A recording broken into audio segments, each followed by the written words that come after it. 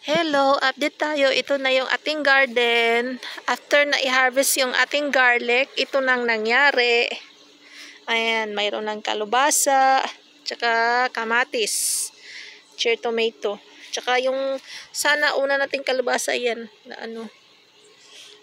Nag-okay naman sana, nag-success, pero ano siya, nasira nga yun. Kaya ito, mayroong pangalawa. Sana hindi yan kagatin ng bugs. Yes, Remy? Dumating na yung asawa ko galing sa work. So, may malunggay tayo. Binigyan tayo ni Ate Gina. Ayan, ito na yung garden na walang dilig-dilig. Ano lang talaga ang nagdilig? Nature lang. Liit pa yung cucumber natin. Ayan, may cucumber na tayo. Oh, maliit. Ayan, oh. Ayan. Tapos, itong sili natin, pruning ko lang yan ha. Tanim ko yan last year. Pinutol ko. Tapos ito nga yung sanga niya bago. Yan, may hinog na. Ayan, oh. So, dyan ko lang itinanim yung mga dahlia. Kita niyo yung mga dahlia. Tsaka yung ampalaya natin. Mayroon na. Mayroon ng bunga. Kaya, saan ba yun? Oh, malaki na. Hindi ako nagdidilig ha. Nature lang ang nagdidilig. Kung magdidilig ako, mabilis tumubo lumaki yung mga bunga, pero hindi ako nagdidilig. Yan na yung ating ampalaya. Oh. Pero okay lang naman kasi itong garden na to, 'di ba sa ilalim nito, mga dahon ng maple tree o dahon ng puno na yan, oh. Yung nilagay ko diyan, kaya nag-keep talaga siya ng moisture, yung humidity andyan sa ilalim, may mga tubig pa na umaano sa mga dahon. Kaya okay na rin yung ganon kung tamad tayong magdilig. Ayan yung iba pa nating ampalaya. Tapos ang mga blueberry natin, nagsimula na talagang mahinog.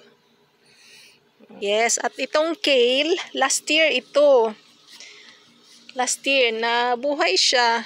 Hindi ko siya talaga tinanggal o nagdasal ako na sana mabuhay ang kale. Ito, para may seeds ako. Ayan. Nag-flower na, may seeds ako. Kasi itong klase na kale, ito, ayan.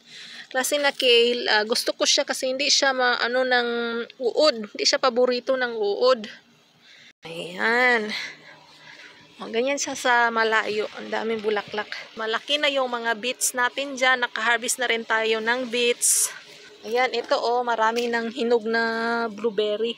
Itong blueberry na to parang kalahi niya ay wild blueberry. Kasi maliit siya. Ganito sa wild pumunta ka sa forest, ganito kaliit yung ito yung pinakamalaki sa mga maliit na wild blueberry. Ganito.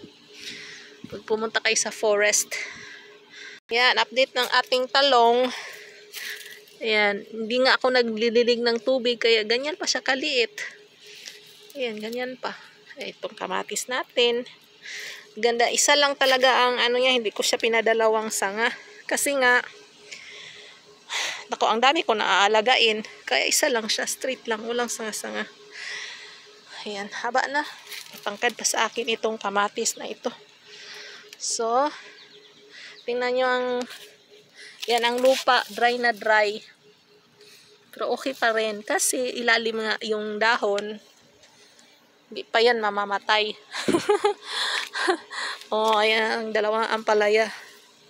Tingnan nyo. Na-breeding ko yan. Kaya iba dito sa isa. Yeah. Kulubot, iba. Tsaka ito, iba. Pero puti. Kasi pag i-pollinate mo yung ampalaya, yun na. Ito nga, gusto ko talaga itong klase na ampalaya, yung original na ganito. Kaso, ang tagal nun mamunga. Ayun, na-breed din ko siya dun sa, yun nga isang klase ng kulubot. Ngayon, mabilis na siyang mamunga. Tingnan na, may bunga na. Itong isang puno ng talong, kawawa. Kasi nga, ang laki-laki na ng mga beets natin. Yung mga beetroot ba? Ang laki-laki na. Harvest na nga. Tapos maraming beans. Dami naming na-harvest. Ganyan. Itong klase na blueberry, sa August pa to. Mahinog. Aabot pa to ng August. Ayan. Klase-klase yung ng blueberry. Ito, may pink-pink. Ayan, may pink-pink pa. Klase nating blueberry dito. Para until August ka mag-harvest, July to August, kaya klase-klase dapat. Ang ating tanglad, ayan, malaki na siya. Pula siya, di ba pula? May patatas din tayong mga nakapaso, ewan ko, sinubukan ko lang kung ano ang maganda ba dyan. Ayan, ito, lumalago na, bigay ng aking Chinese na friend, oh. Chinese chives yan. Oh. Pati itong sisyo, lumalaki na. Ayan. Tsaka dito, namumulaklak ng ating isang klase ng basilic. Ito yung amoy tanglad. Amoy lemongrass na klase.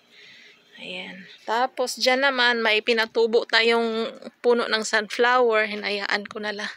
Dito, ang tinanim dito una ay mga bawang. Ngayon, nilipat ko yung mga sili. O, ayan. Kasi hindi lumalaki doon malapit sa beans. Ayan na, may mga bunga na. Ayan. Ayan, yung kalubasa.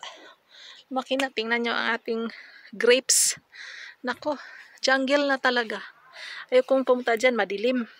Tsaka, syempre, may mga patatas. Tinanggal ko pala yung mga bulaklak ng patatas.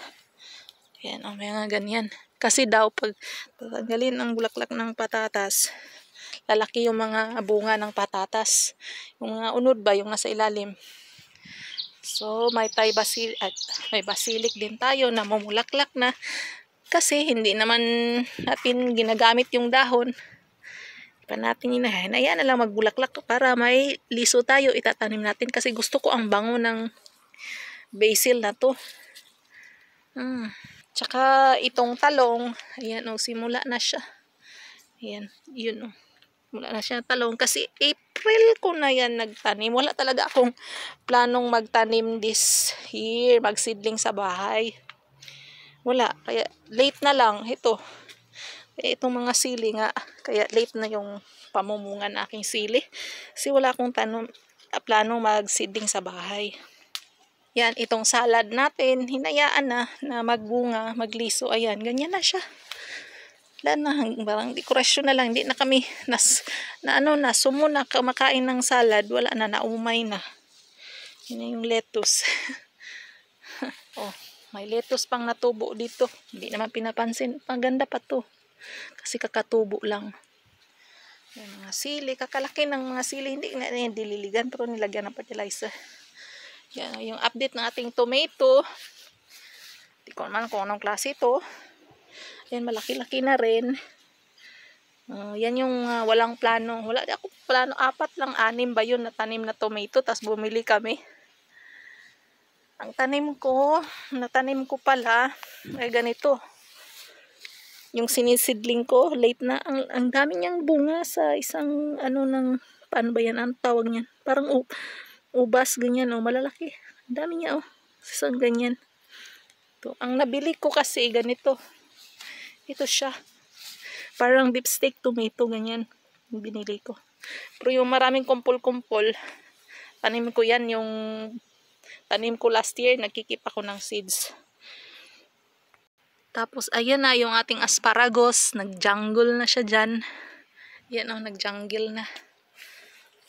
Yung bulaklak, nalipat dito. Punta tayo sa may grapes. Wala, kailangan na talaga yung putulan. Next year na lang. Ang dami. Ang dami bunga. Sobrang dami. Ayan Dito pa lang tayo Ayaw kong pumasok doon sa loob. Kasi may mga insect nga. Ayan na, dyan pasok na lang tayo. Ang dami bunga. My God. Dami. Kaso, madilim. Ayaw kong pumasok dyan. Baka may ano ba yung parang lampinig. Gaip tawag sa amin dito. Ayaw kong pumasok, makagat pa ako. Nako, wag na. Magka-allergy tayo. So, diba, yung grapes natin, yung dahon, kinain nga ng mga insekto. Mga parang bakukang na maliliit. Ayan ang dami. Ayan, yung dami nila. May mga raspberry tayo na yellow. Ayan, raspberry na yellow. Ayan, oh. At ang dami din hinog na red raspberry. Ayan, ang dami. Ang daming hinog. Oh, sabihan ko yung asawa ko na mag-harvest. Diba kakarating lang niya. Siya ang ipapa-harvest ko nito.